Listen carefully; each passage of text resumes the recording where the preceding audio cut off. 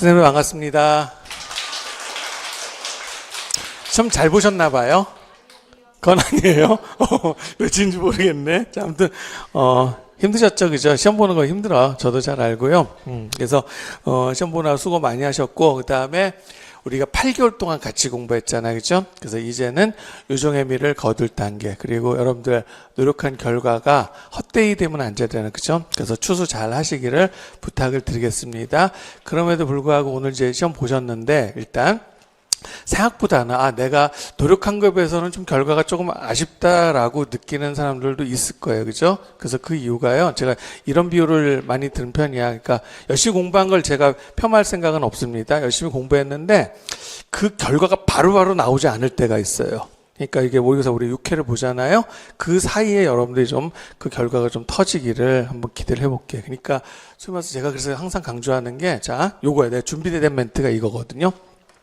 평소 실력이 안 바뀌어서 그래요. 그러니까 제가 이런 생각을 했어요. 자, 이건 전범위로 시험 보는 거잖아. 근데 만약에 모의고사 6회를 그러면 첫 주는 무슨 경제지리, 두 번째 주는 뭐 도시지리, 그다음 세 번째 주 기후와 이런 식으로 보잖아. 그러면 아마 오늘 본 결과하고 판이하게 다를 거야. 근데 실제 시험은 그렇게 내는 건 아니잖아, 그치? 그러니까 결국은 여러분들 여태까지 그죠? 시험 공부는 해본 사람들이 있을 거야, 그죠? 근데 전범위에 해당되는 시험 공부를 해본 사람들이 많지 않다고. 그래서 전범위에 해당되는 거는, 그러니까 시험 기간이 시험 공부 기간이 따로 있는 게 아니고 평상시에 꾸준히 해야지, 그치? 운동하는 것처럼. 알겠어요? 운동 걸으면 안 되잖아요, 그치? 그래서 아마 그거를 많이 느끼시지 않았을까 그런 생각이 듭니다. 그래서 일단은 간단하게 제가 좀 안내할 사항이 있는데, 이거는 이제 여러분 덕담. 알겠어요? 내가 진짜 이거야. 임용시험이 좋은 점이 하나가 있는데요. 꼭 완벽한 시험은 아닌데 임용시험이 여러분 대학 갈 때 봤던 수능시험하고 비교해봐. 사실 수능시험은 지능이 좀 영향을 미쳐요. 근데 임용시험은 지능이 영향을 미치지 않는, 그래서 가장 지능의 영향이 최소화된 그런 시험이라고 생각하시고, 절대로 여러분들의 지능 때문에 불합격하거나 이런 일은 없는 거야. 그쵸? 그래서 여러분들 부단히 그 인내심 가지고 꾸준히 노력하시면 반드시 좋은 성과 있을 거라고 제가 덕담으로 준비한 멘트입니다. 됐죠? 네. 자, 너무 숙연해진 것 같아. 네. 그래서 요거 번호 하나 알려드리겠습니다. 그래서 여러분들 저 번호 다 아시겠지만은 보니까 또 수십 명의 학생은 여기에서 나를 처음 만난 학생이 있겠더라고요. 그래서 제가 요거를 왜 알려드리냐면, 일단은 1회부터 4회까지는요 평가원에서 걷어가요. 그렇죠? 그러니까 1회부터 4회까지는 여러분들 여기서 적중될 거라고 생각하지 마세요. 알겠어요? 그리고 적중돼봤자 저하고 지금 같이 공부한 학생 500명이 넘잖아. 그럼 어차피 다 같이 맞추는데 별 의미 없는 거야. 그치? 네. 그래서 오히려 그 1회부터 4회는 그냥 여태까지 공부한 것들을 점검하는 기회로 삼으시고, 그 다음에 마지막 2회 정도는 아마 평가원에서 그것도 걷어가는데 이미 시험 문제를 다 내놓은 상태야. 그래서 아마 그거를 이미 냈기 때문에 바꾸려면 그게 굉장히 힘들거든요. 그래서 5회, 6회 정도는 제가 조금 한 문제라도 적중해 보겠다. 저도 그런 시도를 할 거고요. 그 다음에 또 보완.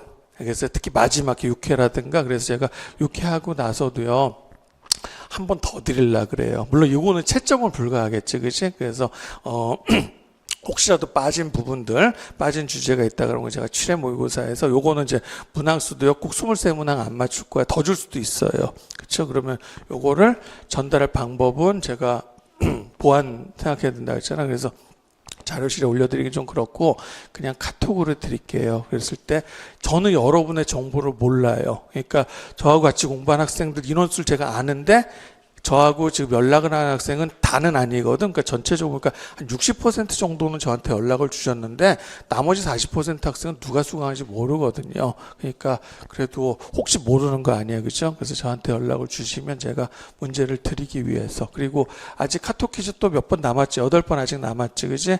혹시 또 모르는 거잖아. 그래서 제 번호 적으시라고 알려드리도록 하겠습니다. 자, 그러면은 해설 시작해도 될까? 네, 그래서 해설 시작해드릴 건, 해설 근데 오늘 꼭 해야 되나?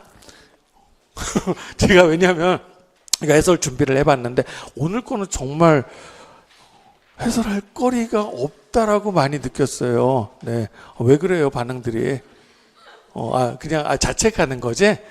그런 뜻으로 얘기를 한 건 아니고, 그래서 해설 제가 하지 않고요. 그 다음에, 이왕이면 또 시험 보느라고 3시간 동안 시험 보는 힘들었는데 또 해설을 막 4시간, 5시간 하면은 괜히 또 잔소리 갖고 그러잖아. 그죠? 그래서 그런 것들을 가급적 지양하고, 그냥 압축적으로 해설 강의 해드리도록 하겠습니다. 다른 덕담은 앞으로 기회가 또 있으니까 그때 가서 하고, 오늘 일단 궁금한 게 내가 쓴 답이 왜 답이 아닌지 그건 궁금할 거 아니야. 그쵸? 그래서 1회 A형부터 해설해 드리도록 하겠습니다. 시작해도 되겠습니까? 네, 자, 그러면은 1번 문제는요, 일단은 첫 번째, 에너지 전달 방식. 그래서 3개 중에서 뭐가 나올지 모르지만, 나올 수 있는 3가지는 요거죠. 에너지 전달, 그러니까 이렇게 할게요. 에너지 전달 방식이야. 그러면은, 이렇게 나누면 되겠네.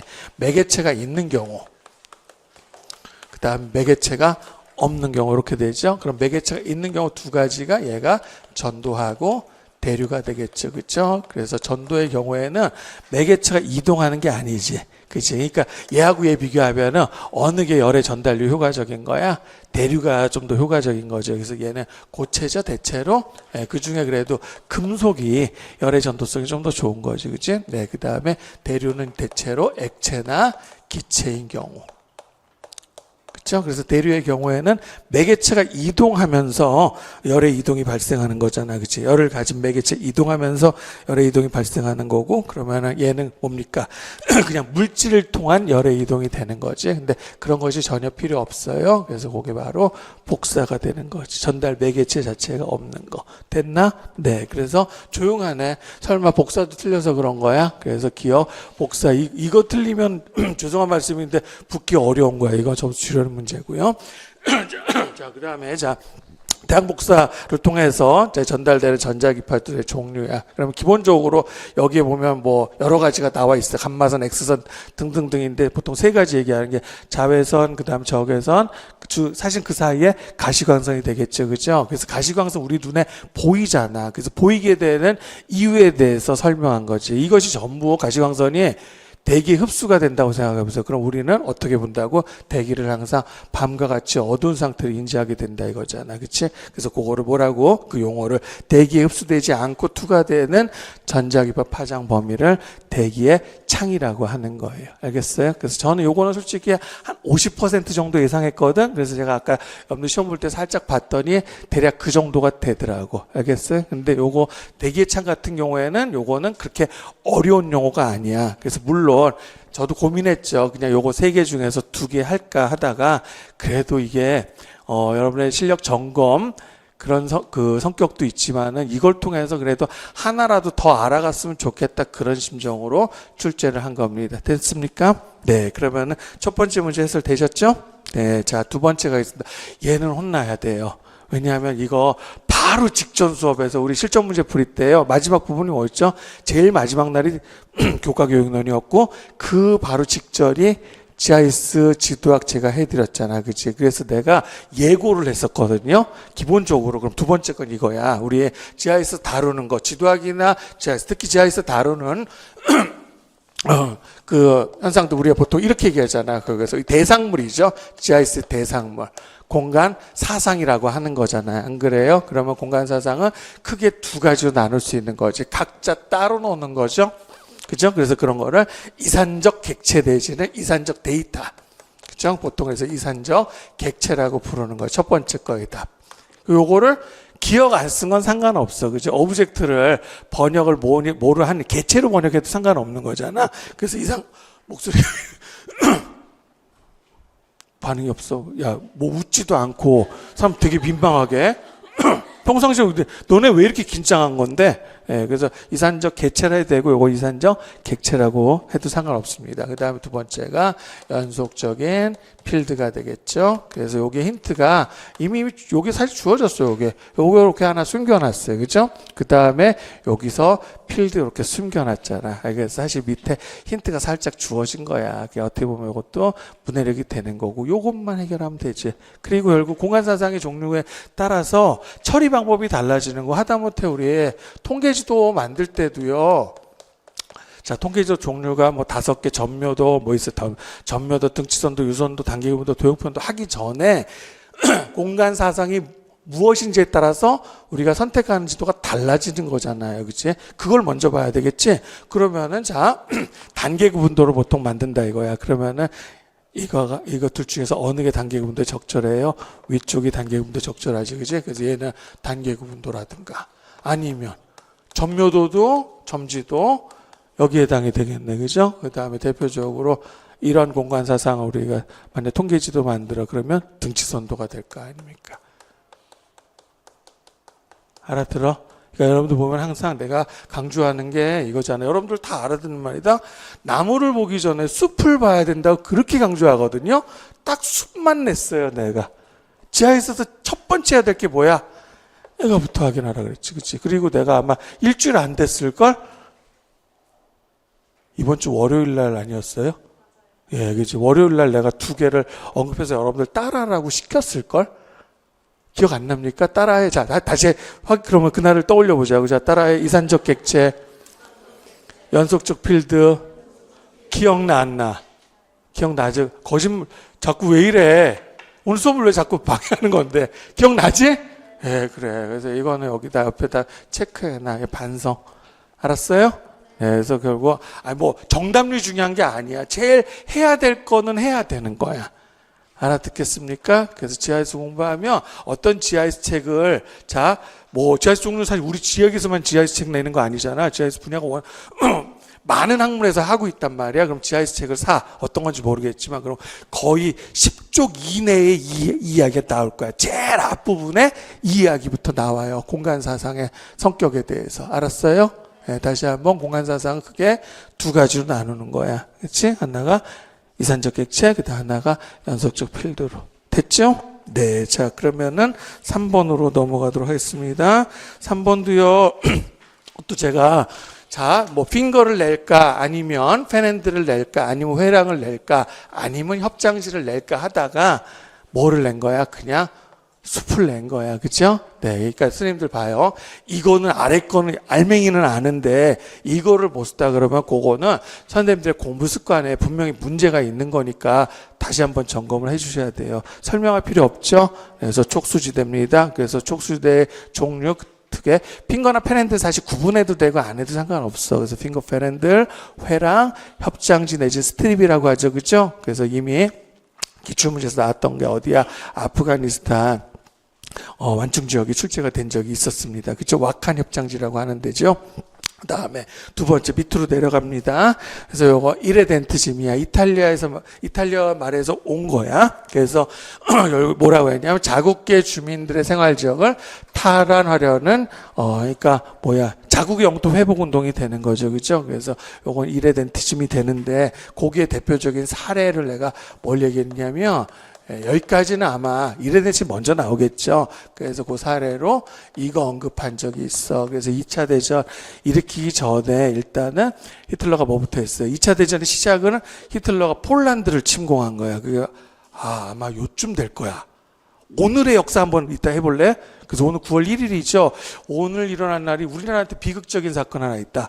40년 전. 나 지금 생각나는데, 왜냐하면 내가 옛날 내 친구 아버지가 저기였어. 칼기 기장님이셨어.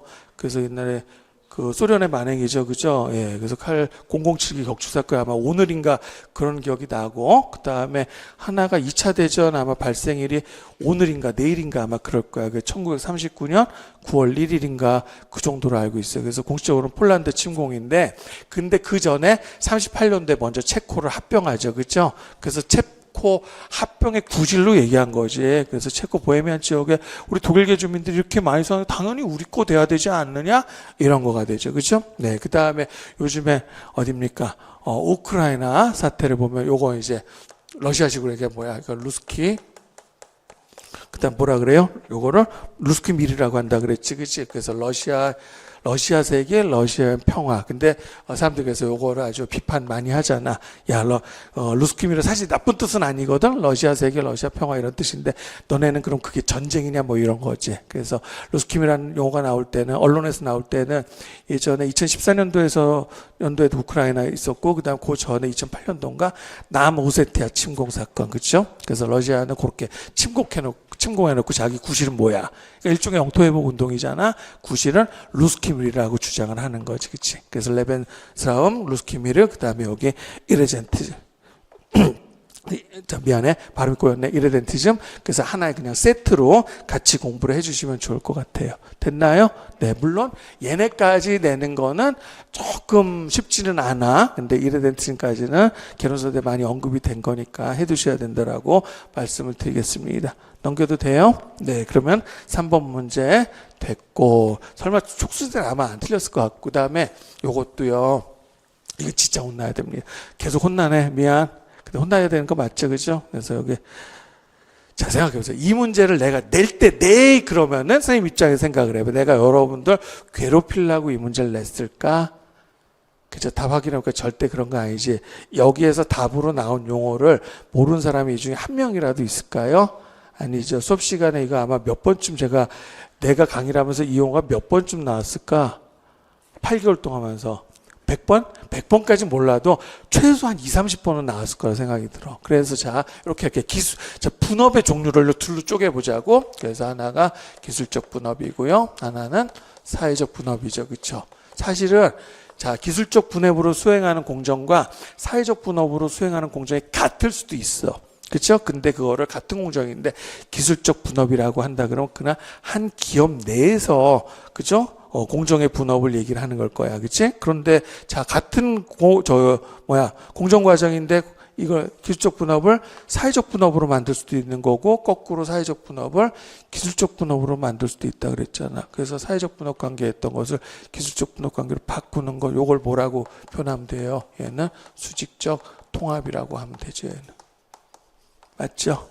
네, 그럼 거꾸로 그러면 기술적 분업을 사회적 분업으로 바꿔, 수직적 통합이 아니겠지 얘는? 네, 그럼 수직적 분리가 되는 거잖아. 이걸 어떻게 틀려? 이거는 곤란하지. 알아듣겠어요?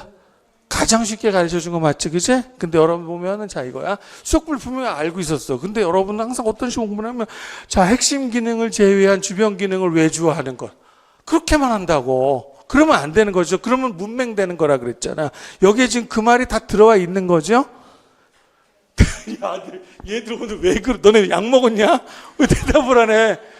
아, 시험 봤다 이거지. 평소에 이런 적이 내가 올해 당황스럽자 8개월 동안 이런 적이 한 번도 없었는데 왜 날 당하게 해? 알아들어요? 네, 거꾸로 아마 이거에 거꾸로 내가 이 생각을 했어. 문제 내면서도 아마 수익적 분리의 의미를 서술하시오 그러면 오히려 정답률이 조금이라도 더 높아지지 않을까 그런 생각을 했단 말이야. 그러니 안 그러니? 이거를 쓰라 그랬는데 이거는 마치고 요거를 기입형으로 못 썼다 그러면은 자, 둘 다 문제가 있는 거죠. 수익적 분리 아는데 설명 못하는 것도 문제가 있지만 반대로 이것도 아는데 못 쓰는 것도 문제가 있는 거지. 그래서 여러분들의 공부 습관을 한번 점검을 꼭 해봤으면 좋겠습니다. 이거는 뭐 변명의 여지가 없는 거죠. 알아듣겠나요? 내가 더 설명해야 돼. 더 설명할 필요 없어. 이거면 끝나지. 나중에 여러분들 후배들도 이렇게 가르쳐 줄 수 있잖아. 그 본질이 이거잖아요. 수익적 분리란 말을 했지만 결국 기술적 분업 관계에 해당되는 공정들을 어떻게 돼? 다른 기업에 외주 준 거잖아. 그러면 사회적 분업 관계가 돼버린 거지. 알겠어요? 반대로 외주업체가 자꾸 말썽 부려. 소위 말해서 그걸 뭐라 그래? 거래 비용의 증가라고 하잖아. 그치? 외부 거래 비용의 증가. 그럼 이거 야 그냥 통합해버리자. 그렇죠? 내부화해버리자. 그러면 그거는 기술적 분업 관계로 바꿔놓은 거잖아. 이해됐어? 네, 그래. 그러면은 네 문제, 기평 문제 다 해결이 됐습니다. 5번 문제 가도 되겠어요? 네. 자, 5번 문제 가겠습니다. 사면 운반 작용에 관한 설명이다. 작성 방법에 따라 서술하세요. 자, 요것도 반성 좀 하셔야 되죠. 그죠? 네. 제가 지형학 처음에 강의할 때 뭘로 시작하냐면 이것부터 시작해. 그래서 거기서 어떻게 하냐면 자, 내가 지형학 강의 1강으로 내가 돌려줄게요. 그럼 처음에 하는 게 풍화를 여기다 쓰고요. 풍화. 그 다음에 이쪽은 침시. 그죠? 공부하기 편하게 가급적이면 제가 이분법이 다는 아니지만 이분법이 공부에 대한 윤곽 잡는 데 되게 도움이 되잖아. 그러면 풍화, 매스먼트, 그 다음에 여기에 녹설, 붕적 이렇게 쓰죠. 예, 그 다음에 침식은 원반, 그 다음에 그다음 퇴적이니까 이게 충적이 되는 거잖아. 그래서 얘는 기구의 도움을 받는 거, 기구의 도움을 못 받는 거, 그치? 그 다음에 여기다가 뭐라고 쓰냐면 내가 이렇게 세 개를 써줘요. 자, 첫 번째 얘는 층리가 발달하지 못했고 분급이 나쁘고 그 다음에 강력의 비율이 높다. 그 다음 얘는 반대가 되겠지. 그럼 층리, 분급, 그죠? 원료. 알았나? 네, 그러니까 아까 제가 이거 내고 나서 점심시간에 물어보니까 자, 대체로 여러분들 요거 하나만 쓴 사람들이 많아. 근데 선수적 2점짜리가 대체로 2개 물어본다고 생각하면 된다 그랬죠. 특별히 뭐 제약을 안 돼. 물론 내가 이거 문제 출제하면서 어떤 생각도 했냐면 여기다가 단, 층리와 분급 2개를 다 하라고 할까 하다가 야 모든 문제를 사실 그렇게 하는 것도 있어요. 그죠? 여러분들 쓰기 힘들다고 생각한 거는 내가 제시어들 줬습니다. 근데 그런 제시어까지 다 줘버리면 이게 선택형 문제지 무슨 서답형이야. 안 그래? 네, 그래서 충적층하고 녹설층 비교하라 그러면 기본적으로 나와들 게 뭡니까? 요거 2개가 되겠지, 그지? 네, 그 다음에 얘는 써줘도 이거는 나쁜 사족은 아니야. 이걸 틀리게 하진 않아요. 물론 여기다가 원력 쓰면 틀리게 하겠죠. 그래서 사족을 쓰실 때는 틀린 사족만 아니면 상관없는 거야. 그래서 얘네 2개가 최소한 2개는 들어가야 되는 거지. 알아들어요? 네. 근데 보니까 아까 보니까 형편 없더라고. 무슨 고민했냐면 그럼 여기서 요거 하고요. 요렇게 써도요. 점수 줄게요. 알겠어요? 왜? 주지 말까? 어차피 나 틀렸으니까 다 틀리게 할까요? 얘들아 나 수업 좀 하게 해줄래? 내가 뭘 잘못했냐? 반성해야 되지? 가끔은 이런 게 있어. 우리가 공부를 했다 그러면 공부를 하고 안 하고의 차이잖아. 그래도 내가 아까 이거에서 임용시험이 그래도요. 지능이 미치는 영향이 적다 그랬잖아. 그건 무슨 뜻이기도 하냐면 공부를 한 사람 아무리 머리가 좋아도 공부를 안 한 사람은 틀리는 문제가 많고요. 아무리 머리가 나빠도 공부를 하면 맞추는 문제가 많단 말이야. 그러니까 이거는 학습량 테스트가 맞지, 그치? 기본적인 공부만 했다 그러면 자 결국 뭐야 녹설층하고 충족층 물어봤어. 그러면은 척하고 나와야 되는 거란 말이야. 그래서 나도 문제 줄 때 그 고민을 안 한 게 아니야 절대로. 다시 보고 이거를 줄까 말까 막 고민을 해. 근데 이거는 안 주고 테스트하는 게 좀 맞다라고 생각이 들었어요. 내 말 알겠어요? 네. 그리고 안 틀릴 거지? 다음에 또 나오면은 항상 기본적인 것들은 먼저 최소한 가장 기본적인 거 핵심들부터 여러분들 정리한 습관 들이시면 되는 거야 이거는. 다음 문제 갈까? 네. 자, 그럼, 아니, 하나 남았구나. 네. 그러면 밑에 거 설명 안 하고 넘어갈 거 했네. 그래서 서술형 문제니까 당연히 핵심은 지금 충적층하고, 녹설층 내지는 분적층 비교하는 거야. 그죠? 그래서 퇴적층들이잖아. 어쨌든가. 녹설층도 퇴적층은 맞죠. 그죠? 그러니까 퇴적층의 특징 물어봤어. 그럼 층이잖아. 층. 알겠나요? 그럼 뭐예요? 뭐부터 언급해야 돼? 층리가 존재하는가 안 하는가부터 언급해야지. 그지? 그 다음에 두 번째가 분급이야. 그래서 첫 번째가 층리야. 거기 미리 써놔. 첫 번째 층리. 알겠어요? 두 번째 분급. 이해됩니까? 네, 그 다음에 세 번째가 그래서 소위 말해서 뭐 원력이니 강력이니 아니면 입경이니 세 번째 가서 물어보는 거야. 알았나요? 그래서 당연히 기본적인 거 처음에 2개 그렇게 써야 되는 거예요. 되셨죠? 네, 그 다음에 해야 될 게 이제 자 사면입니다. 그러면 이쪽으로 향한 힘이 전단력이고 그러면은 이쪽으로 향한 힘이 전단 응력이 되는 거지 얘는. 그죠? 전단 응력 아니지. 전단 강도라고 해야 되지. 전단 강도. 그다음에 사면을 누르는 힘이 요게 수직 응력이 되죠. 그래서 이런 거는 또 잘 안 틀려 보니까 아까 답안지 보니까 수직 응력 많이 쓰셨더라고. 됐나요? 네. 그다음에 요거야. 결국 이 힘하고 이 힘이야. 그래서 이 전단 강도를 결정하는 힘들 여기에 언급이 되어 있습니다. 공부하라고 제가 알겠어요. 여기다 다 제시해 드렸어. 그럼 뭐 있어요? 일단은 답으로 요구한 게 응집력 내지는 점성. 그다음에 또 식물 같은 것이 식생이 고착하면 구속력이 생기는 거지, 그치? 네, 그 다음에 내부 마찰력, 그 다음에 또 부력 이런 것들, 그쵸? 수분과 관련되는 거 됐나요? 네, 그래서 결국은 요것만 또 여기에서만 뭐 2개를 써라 이렇게 나올 수도 있는 거야. 근데 좀 골고루 내드리려고 여기서 하나 고르고 여기서 이렇게 하나 고르고 출제를 했어요. 그래서 얘는 아마 선생님도 푸시면서 아 이건 선생님이 점수 주려고 이렇게 내신 것 같다 그런 느낌 드셨을 겁니다. 됐죠? 네, 자 6번 문제 가도록 하겠습니다. 맨날 나오고 또 나오는 문제야. 하버마스는 시험에 굉장히 많이 나왔는데 여전히 근데 아직까지 안 나온 게 결국 지식의 유형을 뭘 토대로 이 사람이 우리가 이건 잘하잖아요 여러분들이. 그래요 안 그래요? 잘하는데 그러면은 이 지식의 유형을 뭘 기준으로 나눴냐 이거야. 그래서 인간의 관심 영역을 가지고 인간의 관심사 가지고 그래서 인간의 관심이 얘가 기술적 관심이다 그랬을 때는 그거를 경험 분석적 지식으로, 그 다음에 실천적 관심이다 그러면 해석학적 지식이 되겠죠. 그렇죠? 네, 그 다음에 하나는 마지막으로 해방적 관심, 요게 그러면은 비판적 지식이 되는 거지. 그대로 이게 뭘로 이어집니까?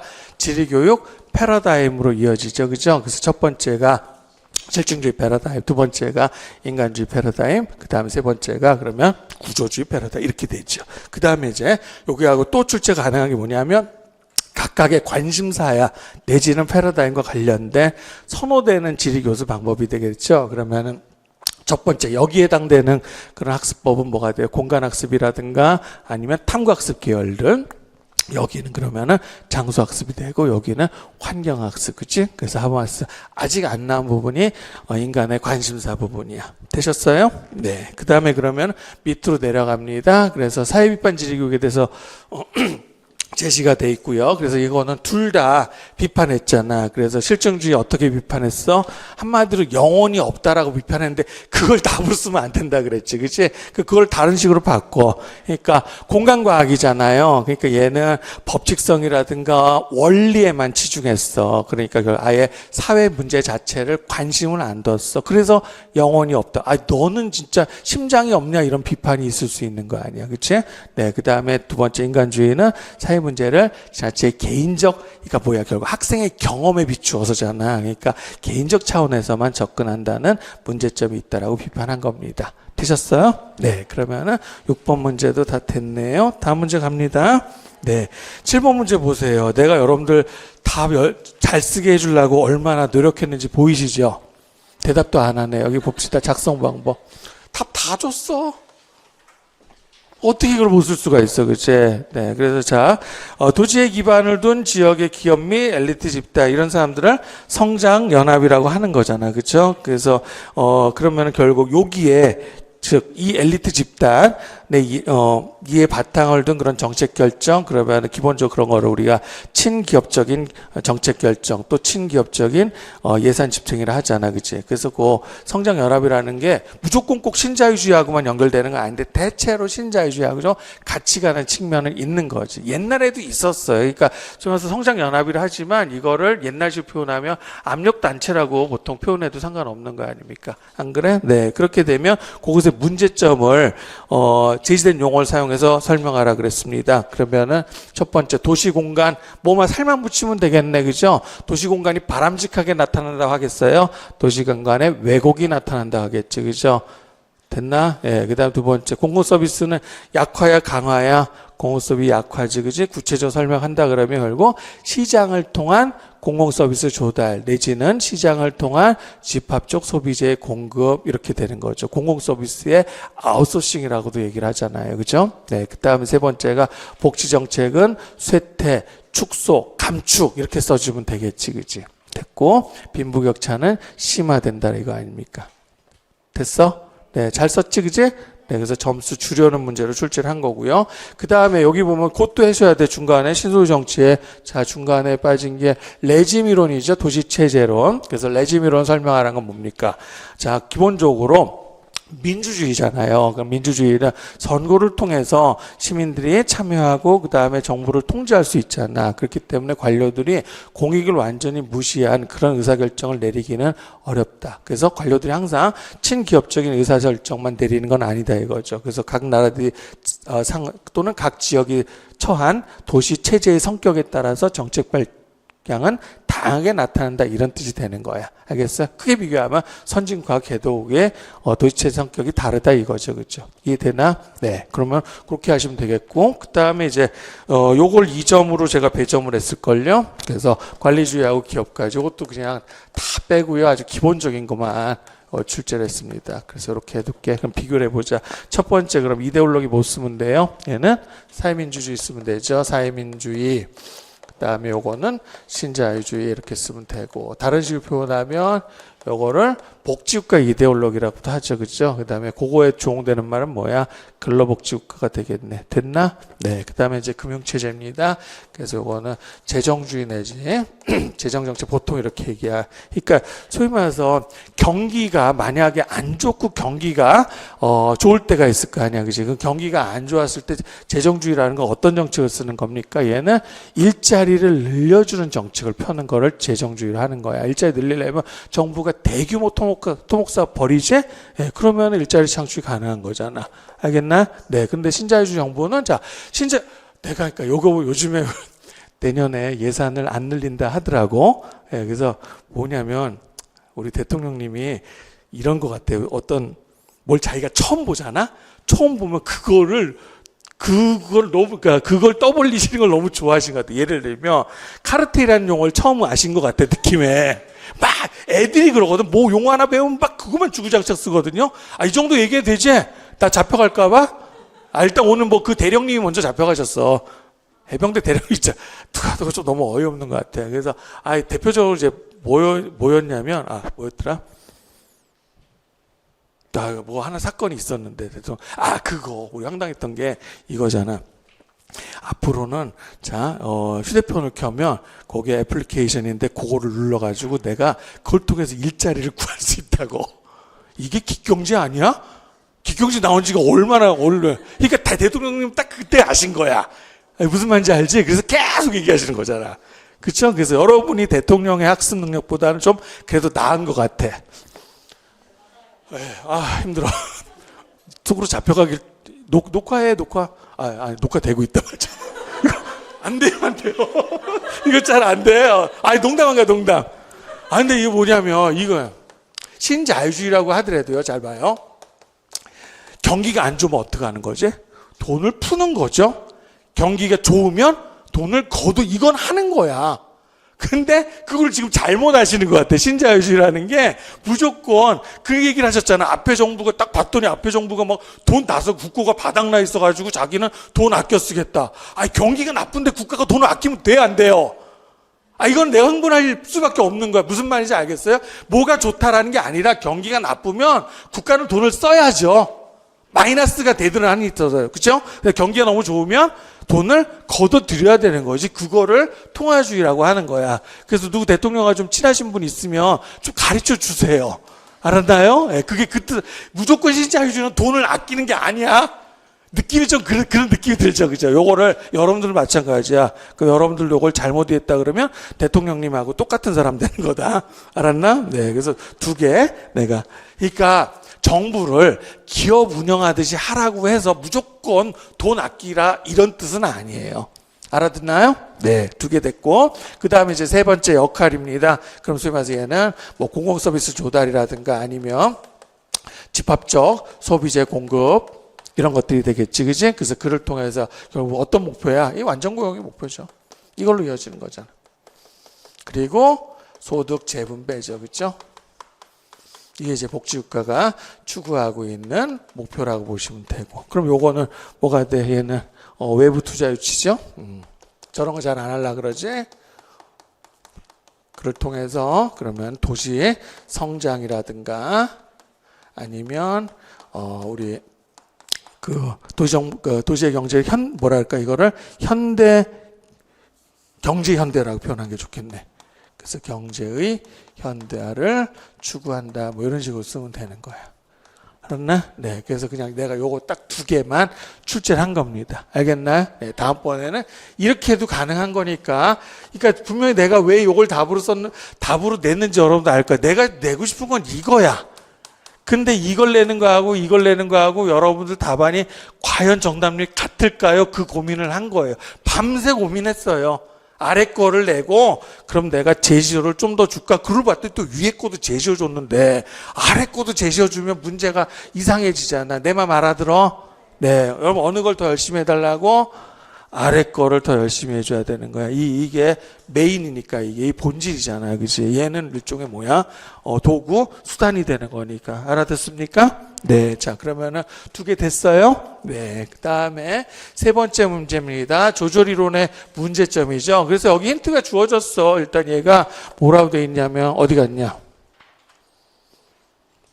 써 있을 텐데, 거시적이란 말이. 안 보이니, 여기? 거시적이란 말이 써 있지 않아요? 여기 앞에 잠깐 있어. 내가 여기 있잖아, 그지? 그래서 조절 양식 변화라고 하는 거시적인 구조의 변화와 연관시켜 이렇게 돼 있잖아. 안 그래? 네. 그러면 저 부분이 바로 조절 이론의 문제점이 되는 거지, 그렇죠? 거시적이라는 거 얘기한 거. 그러니까 지나치게 단순화해 놨다 했잖아. 큰 틀로만 했어. 거시적 틀만. 그러니까 하나는 뭐냐면. 제가 이거 했어요. 자, 기본적으로 조절 이론은 막시즘입니까? yes or no. yes가 되지, 그지? 그래서 막시즘 결국 뭐야? 하부 구조가요. 상부 구조를 결정한다라는 거잖아. 그지? 그 하부 구조에 해당되는 게 뭐예요? 결국 경제, 생산 수단이지, 그지? 예, 그럼 생산 체제예요. 그러면은 생산 체제의 변화가 생산 체제의 변화가 발생하면 상부 구조도 바뀌어야 되는 거죠. 그럼 여기에 해당되는 게 뭐야? 쓰면서 제도, 정치가 되는 거죠. 그치? 네. 그럼 우리가 그거를 뭐라고 표현했냐면 조절 양식으로 우리가 표현하는 거잖아. 안 그래요? 그래서 예를 들면 자본주의 1.0 생산 체제다. 그러면은 조절 양식은 그냥 경쟁적 조절이 되는 거고 자본주의 2.0 체제야. 그러면은 얘가 독점적 조절이 되는 거죠. 이해됩니까? 그럼 결국은 내가 하부 막시즘의 문제점이기도 해요. 하부 구조가 상부 구조를 결정하죠. 그죠? 됐나요? 네. 그러면 누가? 얘가 주도하는 거지. 얘는 뭡니까? 얘는 수동적 결과죠. 알겠나? 이게 바로 거시이론들의 문제점이 되는 거잖아. 그쵸? 그래서 구조주의자들, 조절이론가들의 문제점. 조절의 문제점은 결국 이렇게 되는 거야. 그래서 그래서 뭡니까? 이 조절 양식이라고 표현했는데 그 조절 양식이라는 것은 사실 조절 양식이 주도적으로 바뀌는 게 아니죠. 생산체제 변화에 따라서 조절 양식이 갖다 붙는 거잖아. 얘는 결국 수동적인 거잖아. 그렇죠? 그렇게 답을 쓰시면 되는 거지. 그러니까 생산체제의 변화가 도시의 정치적 변화를 이끈다라는 거잖아. 그치? 근데 결국 그 도시의 정치적 변화라는 거는 수정적 결과물로 본다라고 쓰시면 되겠네. 잘 쓸 수 있겠어요? 네. 그러니까 당연히 이거 뭐야? 막시즘적 사고방식이지? 네. 그러면 막시즘으로 답을 쓰면 되는 거예요. 되셨어요? 네. 조용하네. 별로 잘 못 쓴 것 같다. 잘 썼어? 알았어. 이따 채점해보고. 자, 넘어간다. 자, 문화지리 파트에서 보통 역사지리가, 그러니까 문화지리 파트 문제도 보면 문화지리 말고 촌락, 그 다음에 정치지리, 그 다음에 역사지리 있는데, 아마 출제 빈도는요, 역사지리가 가장 많을 거야. 그죠? 그 다음에 역사지리는 공부 내용이 고등학교 수준하고 그렇게 큰 차이가 나진 않아요. 그래서 첫 번째, 여러분들이 나중에 내년부터 가르쳐야 될 학생들이죠. 걔들도 이거 맞을걸? 네, 내가 못 썼다 그러면은 곤란하지. 그지? 다음번에는 한자로 쓰지요라고 할까? 미안해, 그냥 장난친 거야. 실패한 개그. 자, 그 다음에 두 번째는 니은은 동국여지 승남이야. 얼마나 많이 했어, 동국여지 승남을.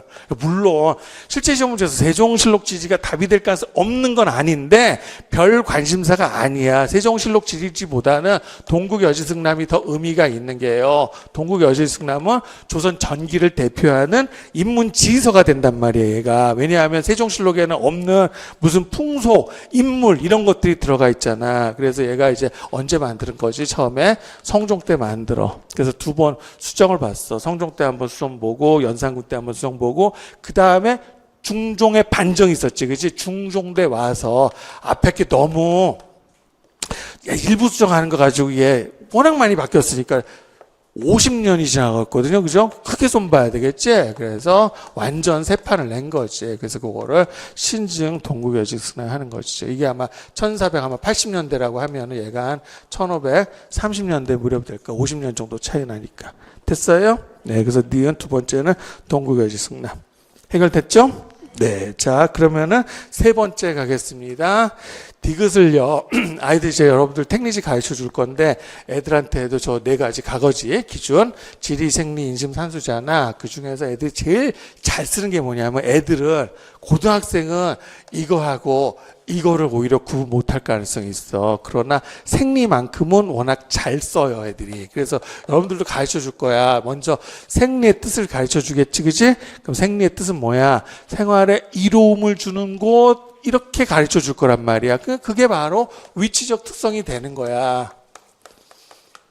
알았나요? 위치적 특성이 뭐라고? 그러면 위치적 의미가 되는 거지, 그치? 위치적 의미는 생활에 이로운 곳 그대로 번역해 주면 되잖아. 생활에 이로운 곳. 그럼 얘는 수리적 위치는 아니죠? 네, 그러니까 얘 당연히 뭐가 돼? 이런 걸 지적 위치라고 봐야 되겠죠. 됐나? 네. 그 다음에 두 번째, 그럼 구체적으로 내가 그냥 하나로 안 냈어. 쪼개서 냈어. 알겠나요? 예, 힌트를 많이 준 거야. 그러면 그 생리가 좋은 지역. 자, 어떤 곳이 생활에 이로운 곳이야? 이렇게 물어본 거잖아요. 안 그래요? 네, 그럼 뭐라고 쓰면 돼요? 애들도 혹시 과외하고 있는 고등학생 있으면 걔한테 물어봐. 걔도 난 이건 대답할 것 같아. 그죠? 물자가 풍부하고, 교통이 편리한 거.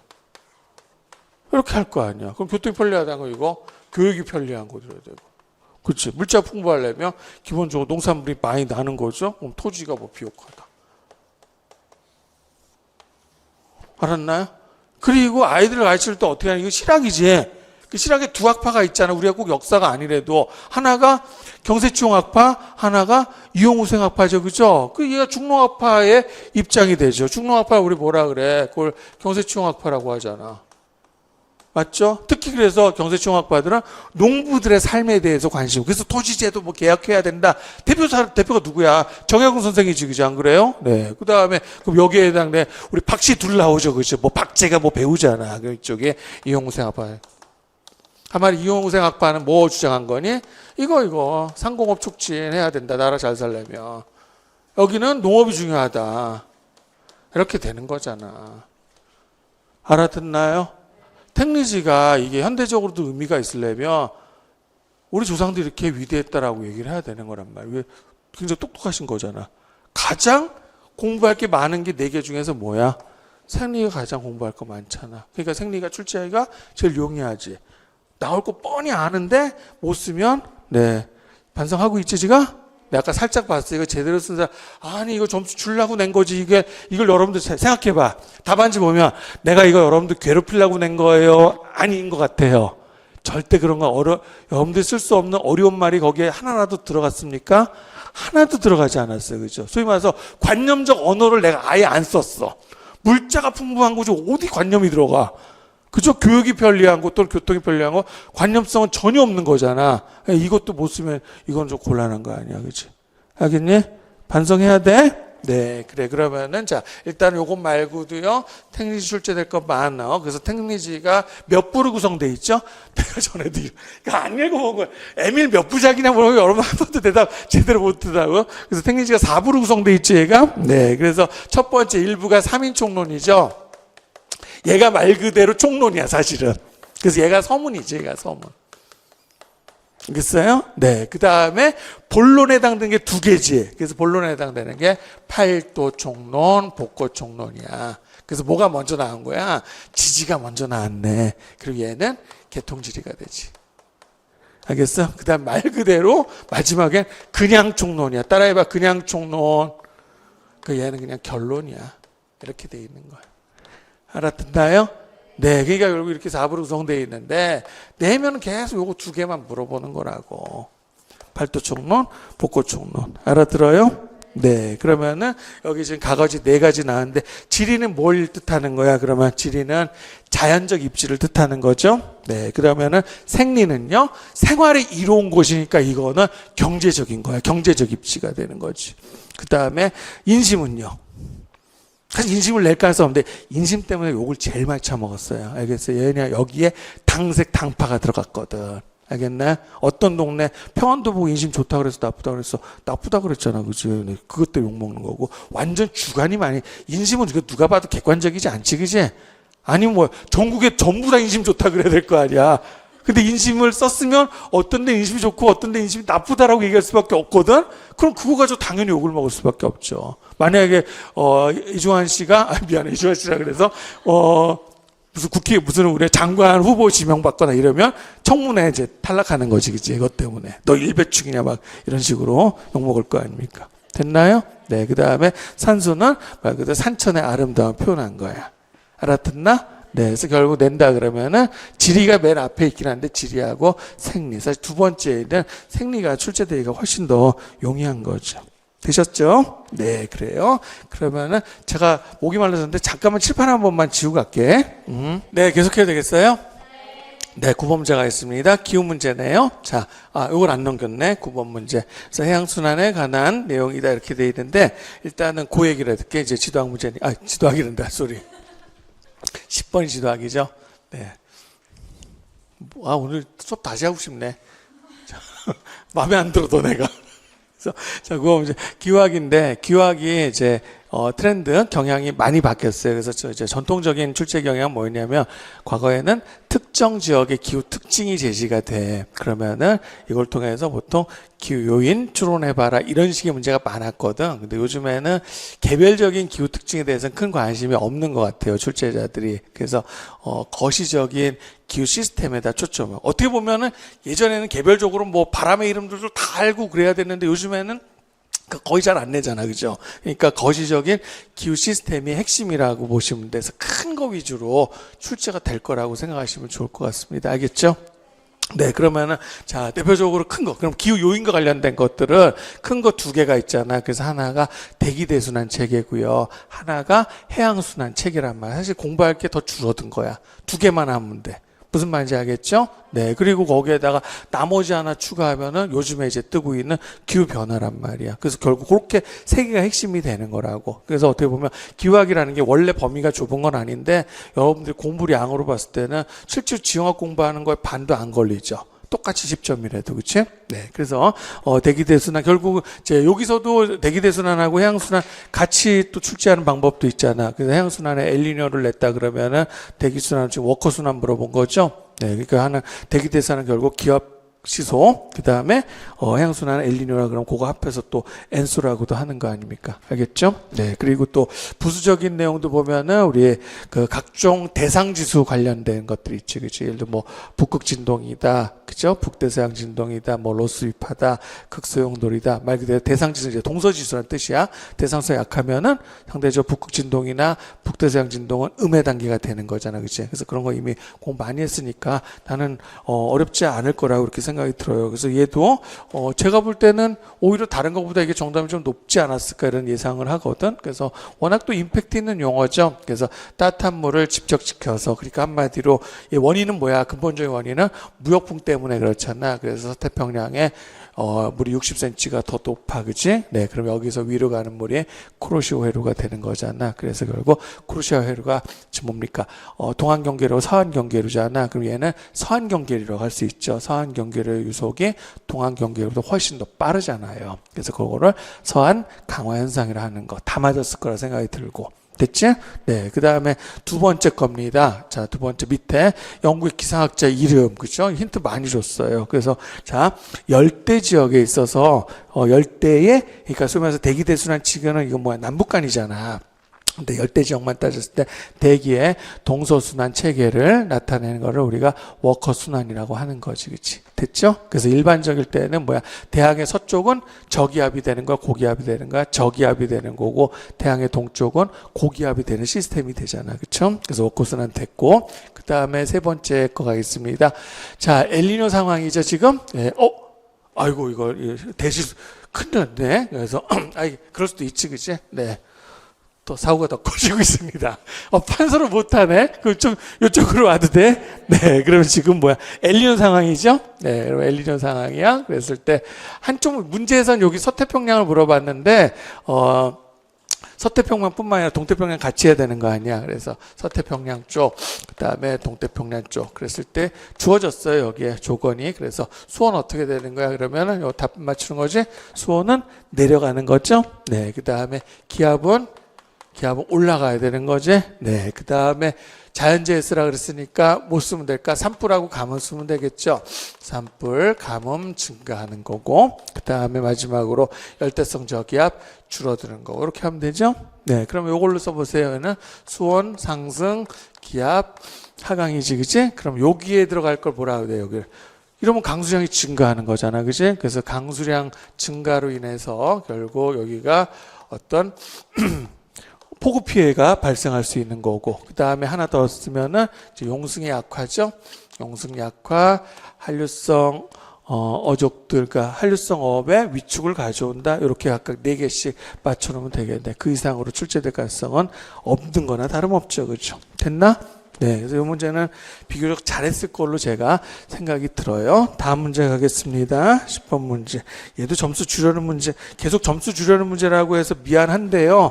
네, 근데 진짜 그런 의도로 출제를 했어요. 그래서 일단 첫 번째, 기억은 잘 썼을 겁니다. 스웨를 쓰던가 아니면 너울을 쓰면 되지, 그치? 네. 그 다음에 두 번째, 기파. 그게 설마 서핑이야, 서핑. 기파 타는 게. 알겠어요? 그래서 영어로 거기 옆에다 SURF 써드렸죠?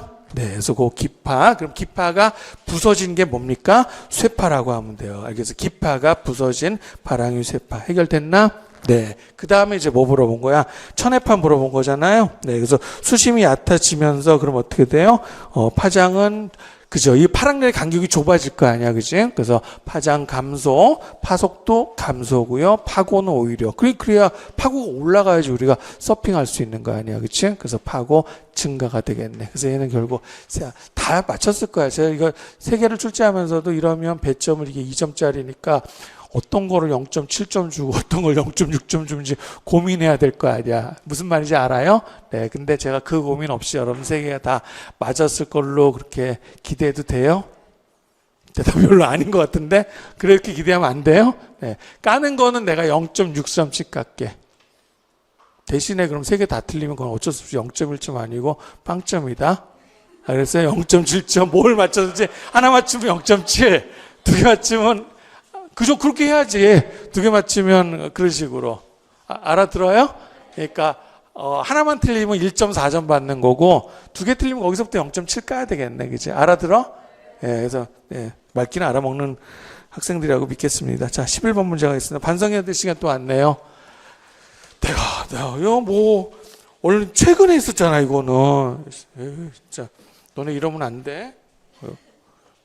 이거 어떻게 해 이거 지우개. 자, 이거 지운다? 네, 그러면은, 자, 도법 하겠습니다. 그러니까, 여러분 있잖아. 보면, 여러분, 내가 공부하는 거 보면, 뭐, 질문들도 보면 항상 무슨 선생님, 람베르트하고 원베르트래, 미안해. 알베르츠. 람베르트하고 알베르츠. 해도 힘들어요. 그럼 이게 차이점 왜 이런 건가요? 맨날 그딴 질문 하는데. 그러면, 좋아. 그 질문하는 걸 내가 뭘 안 할게. 최상으로 기본 도법은 제대로 다 하고 물어봐야 되는 거 아니야? 그래요, 안 그래요? 이 사람들이. 그래서, 자, 일단은 기본, 내가, 그리고 혼나야 되는 게, 몰바이드 시작할 때 뭐라고 시작하냐면, 타원도법으로 시작을 해요.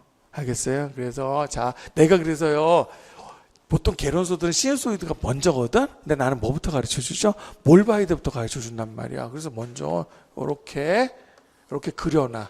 내 이론 강의를 다시 한번 상기시켜 보세요. 그래서 얘 비율이 2대 1이죠. 그죠? 얘도 2대 1이죠. 그렇죠? 그래서 뭡니까? 이 말해서 중앙 경선이 중앙 위선을 이런 걸 니네 중학교 때 배우는데 수직 2등분 한다라고 해. 알겠어? 요거는 자 눈금 없는 자랑 컴퍼스만 있으면 할 수 있는 거 알아요? 작도법도 가르쳐 줄까?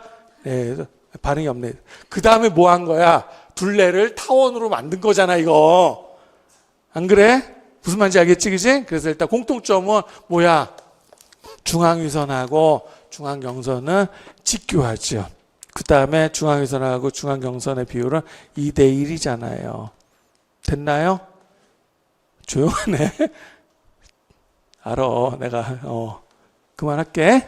야, 오늘 왜 이래? 다음에 이제 이거 뭘 가지고 물어봤냐? 두 번째. 그러면 차이점은요, 위선의 간격이야. 다 힌트 줬다, 그지? 그래서 얘는, 자, 요걸 이제, 얘는 사인 곡선이잖아. 그러니까 얘는 면적이 정확하게 나타날 수 있는데 얘는 고위도가 상대적으로 확대되거든. 그럼 어떻게 돼? 위선 간격을 줄여야 되죠. 그죠? 그래서 저위도보다 고위도로 갈수록 위선 간격이 감소합니다. 알겠나요? 네. 그러나 시누소이드는 위선 간격이 등 간격이야. 알겠어? 그래서 다시 한번 뭘 봐야 되는? 위선 간격이 고위도로 갈수록 줄어들죠. 시누소이드는 등 간격이야. 알겠나? 그래서 뭐에서 오는 거냐면 얘는 이 경선이 타원이고요. 얘는 경선이 사인 곡선이야. 이것 때문에 발생하는 거야. 알았지? 그래서 얘는 타원, 얘는 사인 곡선. 알았나요? 네. 그래서 특히 요거 타원. 내가 왜 이 도법 좋아하는지도 설명했거든? 요거의 장점이 뭡니까? 그래서 요거 두 개 합해가지고 우리가 구두도법 만들잖아. 그래서 고위도는 어떤 걸 선택해? 얘를 선택해. 그러면 그 이유는 뭐냐면 얘가 보기 더 편하다라는 거야. 고위도가 이렇게 사인 곡선 나타나면 이게 모양이 왜곡이 심해요. 그래서 요게 모양이 더 좋거든요. 알겠어? 무슨 말인지 알겠지? 어차피 정적이라는 건 다 충족한 상태야. 그럼 똑같은 정적인데 이걸 선택해도 되고 이걸 선택해도 되잖아. 근데 고위도는 뭐를 선택했다고요? 뭘 봐야 돼 선택했다라는 건 걔가 시각적 안정감을 더 준다 이런 뜻이야. 알았나? 네, 그래서 이거 장점이야. 전체적으로 특히 고위도 파트가 얘는 좀 고위도 파트가 시각적 안정감을 못 줘요. 근데 얘는 시각적 안정 모양도 그렇게 왜곡이 많이 안 됐다라는 거지. 그래서 모양의 왜곡 측면에서 보면 얘가 고위도는 이쪽이 정하니까 구두도법 요걸 쓰고 저위도는 시누소이드를 쓰는 겁니다. 알았나? 네, 그래서 요거 선생님 봐요. 내가 문제 내려고 얼마나 고민했는지 보이지 않냐? 답 쓰기 편하게 해준 거 맞죠, 그죠? 네, 이러면 문제 낸 사람 성의를 봐서라도 이건 다 맞아줘야 되는 거지. 그래서 얘는 아예 내가 이제 특히 이번 시험지 출제하면서 뭐에다가 초점 맞췄냐면 여러분들이 답안 작성하고 정리했을 때 이걸 테이블로 만들기 편하게만 해줬다고. 그대로 요걸 답안을 테이블을 바꿔도 돼요. 그래서 요거 뭘 봐야 돼? 그 다음에 얘가 시누소이드잖아. 그럼 첫 번째는 공통점 이러면 되네. 그치? 그래서 공통점 뭐야? 중앙위선하고 중앙경선이 직교하고 2대1이잖아. 그치? 중앙위선 2, 중앙경선 1. 그 다음에 차이점입니다. 그럼 요거 어떻게 돼? 얘는 타원이라고 쓰면 얘는 경선이 뭐야? 얘는 사인 곡선이죠. 그죠? 네. 그 다음에 또 뭡니까? 하나 더 써야 될 게, 그럼 얘는 위선의 간격이죠. 위선의 간격이 고위도로 갈수록 줄어드는 거고, 얘는 위선 간격이 등 간격이다. 알았나? 이렇게 만들 수 있도록 내가 문제를 출제해 준 거야. 그래, 안 그래? 네, 그래서 내성이 절대 무시하면 안 돼요. 네, 됐고. 그 다음에 밑에 갑시다. 제시된 극중시 방위도법의 A시도. 각각 보니까 분명 이런 사람 내가 나올 거 생각했거든? 답을 두 개만 쓰라고 했는데 왜 B까지 왜 쓰니? 그러니까 B를 써서 이제 맞았으면 상관없는데 틀렸으면 뭐 안 봐주는 거야? 무슨 말인지 알겠어요? 선생님, 그런데 왜 그럼 두 개만 내시지 왜 세 개를 냈냐 이거야. 알겠어요? 왜냐하면 얘는 상관없는데 얘네 둘은 얘가 심사도법인 걸 정확하게 알기 위해서 얘하고 비교해야 돼. 무슨 말인지 알겠어요? 저 간격은요 어떻게 늘리냐 줄이냐에 따라 달라지는 거거든. 그래서 비교할 때 상이 하나 필요하잖아. 그래서 얘를 그냥 놔둔 거란 말이야. 그치? 그래서 요거 자 일단은 그런 방위도법들 세 가지예요. 그러면 기본적으로 여러분들 최근에 이틀 전은 아니고 월요일 날 연습한 게 뭐냐면 어차피 임의점 투영은 출제를 안 할 거란 말이야. 그랬을 때 적도 투영했을 때 어떤 모양인지 여러분들 얘기할 수 있겠죠. 그죠? 그래서 자 일단 정사도법의 경우에는 위선 안 건드리지. 그지? 그래서 위선이 직선이야. 그 다음에 심사도법은 경선이 직선이야. 그 다음에 평사도법은 위선 경선 둘 다 물론 중앙경선은 아니지만 그래서 둘 다 곡선입니다. 해결됐지? 네. 그러면 이제 뭐만 남았냐면 극투형만 남았네. 지금 조심해서 써야 되는데. 그럼 극투형 이렇게 하면 극투형이 더 쉬워. 자, 여기다 지구를 갖다 붙이시면 됩니다. 그래서 얘가 적도지. 그럼 위선 이렇게 그으면 되지.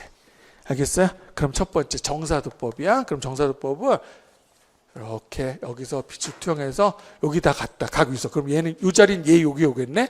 얘는 여기 오고 얘는 여기 오고 점점 줄어드네. 그치? 이게 정사도법이 되는 거지? 네. 그러면 C 해결됐나요? 그 다음에 평사도법은 어디야? 여기서 출발하면 되지? 그러니까 같은 지점이에요. 평사도법은 자 요거를 통과시켜 볼게. 그러면 얘가 여기에서 나오겠네. 근데 심사도 보면 여기서 써야 되잖아. 그럼 어떻게 돼요? 얘 여기를 쐈을 때 얘가 이렇게 가겠네. 알아들어요? 네. 그러니까 같은 위선이 어떻게 돼? 평사하고 심사를 비교했을 때 심사로 표현한 게 더 멀리. 자, 여기 봐. 같은 위선이야. 그러면 45도, 45도죠? 더 외곽으로 표현될 수밖에 없지. 무슨 말인지 알겠어? 저 그림 보고 중간 이렇게 외우지, 유치하게 제발 그런 공부하지 말고요. 여러분들 이거 그릴 수 있어요, 없어요? 그릴 수 있죠? 그렇게 해서 하시면 틀릴 일은 없는 거예요. 그래서 A가 심사, C가 정사. 알겠어요? 그럼 B는 당연히 평사밖에 안 되는 거고, 굳이 답을 3개를 요구할 필요가 없는 이유가 되는 겁니다. 알아듣나요? 나한테 아주 이 정도만 해도 애들도, 중고등학생들도 알아들어, 이거. 방위도부까지 가르치는 거는 너무 오버하는 거 아닙니다. 넘겨도 될까요? 네, 자, 12번 문제, 마지막 문제 가도록 하겠습니다. 내가 기억나는데, 그저께 내가 이걸 얘기를 했어. 그래서 뭘 부탁했냐면, 일단, 자, 내가 그저께 얘기한 거 그대로 얘기해 보겠습니다. 지리교육론 했었지, 그치? 실전 문제. 그치? 그래서 뭘 얘기를 했냐면, 중학교 거는 어쩔 수 없이 여러분들 2015가 끝난 게 아니라 내년 발령받아서 가르쳐야 되고, 그 다음에 올해 시험 문제 2차 시험 이걸로 볼 거라 그랬잖아. 그래서 2015 중학교하고, 그 다음에 2022 중학교하고, 요거 비교해서 공부하라 그랬죠. 그죠? 둘 다 단원수는 똑같이 12개지. 그치? 네. 그런데 2015는 지역지리, 개통지리예요. 그 다음에 얘는 지역지리죠. 그쵸? 그 다음에 2015는 5대 영역 16개 핵심 개념이야. 알겠나요? 네. 그러면은 지금 바뀐 거는 여기 하나 줄었어. 됐나요? 그 다음에 16개 핵심 개념이 핵심 아이디어로 바뀌었어. 근데 얘는 이제 문장이잖아. 알겠어요? 그래서 얘가 몇 개로 줄은 거야? 얘가 13개로 줄어들었지. 그치? 알겠어요? 핵심 개념이 16개에서 13개. 핵심 아이디어가 된 거야. 알아듣나? 네. 그 최소한 그 중에 이건 해주자, 이거. 5대 영역, 4대 영역. 이건 해야 되는 거지. 알아듣지? 네. 그러면 잘 봐. 요거 가지고 해보세요. 그러면 여러분들, 근데 판단 안 할게. 그러면 최소 5대 영역은 해야 돼. 그래서 2015 5대 영역. 자, 첫 번째가 지리인식이에요. 그거 낸 거예요. 두 번째가 없어졌죠. 두 번째가 장수화지. 따라해봐. 장수화지요. 그러니까 요거 두 개를 합친 거야. 그래서 그냥 지리인식 4대 영역으로 줄어들면서 지리인식 그대로 하나로 가버린 거야. 됐어? 세 번째 그럼 영역이 뭐야? 자연환경과 인간생활이거든. 같아. 알겠어? 그 다음 네 번째 영역이 인문환경과 인간생활이거든. 같아. 됐죠? 그 다음 다섯 번째 지속가능한 세계적 같아. 알아들어? 다시 한번. 뭐만 합쳐진 거라고? 지리인식하고 장수화지역 합해서 그냥 지리인식이야. 해결된 거죠? 네. 그러면 자, 나머지도 마찬가지다. 이렇게 해볼게. 그렇죠. 첫 번째가 뭐야? 이거 쓰자. 자, 2015다 이게. 2015.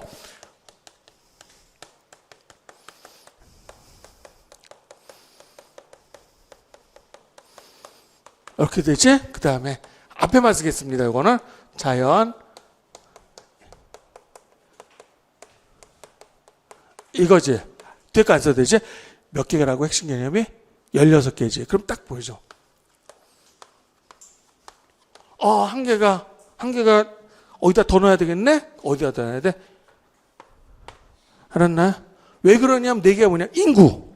그 다음에 도시. 그 도시가 생활 공간의 체계야. 경제. 그 다음에 문화. 이렇게 4개 되니까. 이거 바뀌었을까? 안 바뀌었을까? 안 바뀌었어. 순서만 좀 바꿨어. 인구, 문화, 그 다음에 도시와 촌락, 그 다음에 경제와 교통 이렇게 바꾼 거야. 알았나요? 네. 그러면은 자, 얘네들은 그대로야. 그래서 여기서 보통 핵심 개념이고 요거를 핵심 아이디어로 했지만 사실 그 핵심 아이디어를 명사화 시켜도 돼야 안 돼요.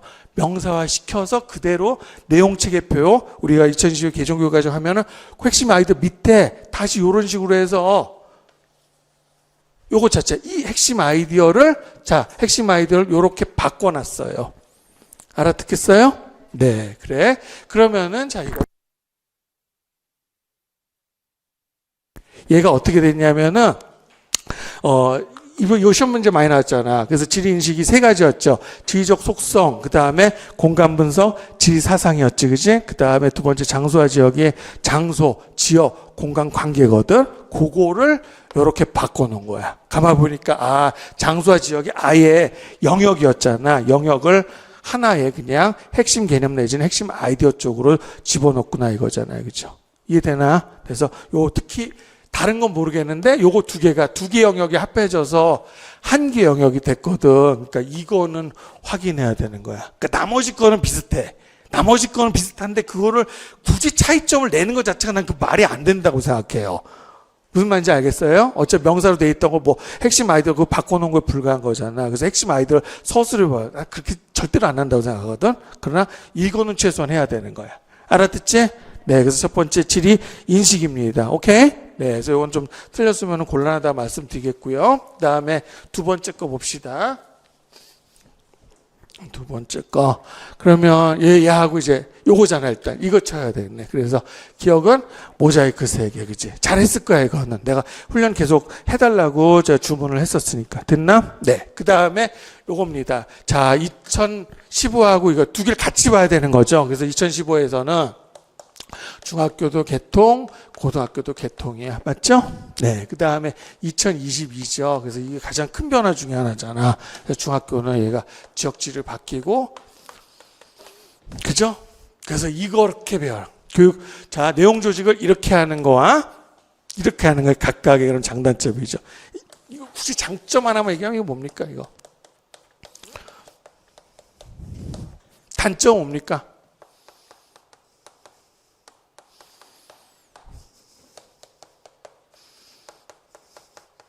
됐어요? 그러면 이거의 장점 뭡니까? 유치하다. 알겠어요? 중복성 제거. 단점 뭡니까? 계열성 확보.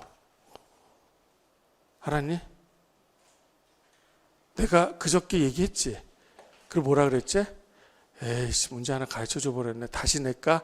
그러고 그냥 냈어. 다시 낼까 하다가. 그러면 여러분들이 내가 기대한 거는 이거는 진짜 100%를 기대한 거 아닌가? 예, 근데도 틀리면 안 되죠, 이건. 네, 그 다음에 단서 조항까지 했거든, 여기에. 단, 세계지리. 얘네끼리만 비교했을 때 세계지리가 8단원이었거든요. 근데 4단원을 줄어들었어. 어찌됐든 명목상으로, 물론 성취기술 수조도 줄어졌으니까 학습량의 축소잖아. 근데 뭐는 학습량은 고려하지 않는다라고 단서죠. 혹시라도 그렇게 쓸까봐. 알았나?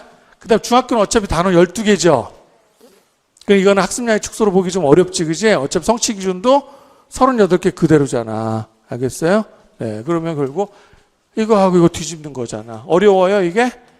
안 어려운 거죠, 그죠? 그냥 이것만 여러분들 항상 뭐냐면 내가 계속 주문하는 게 그거다. 뭘 꼭 배워서 하는 게 아니라 그랬어요.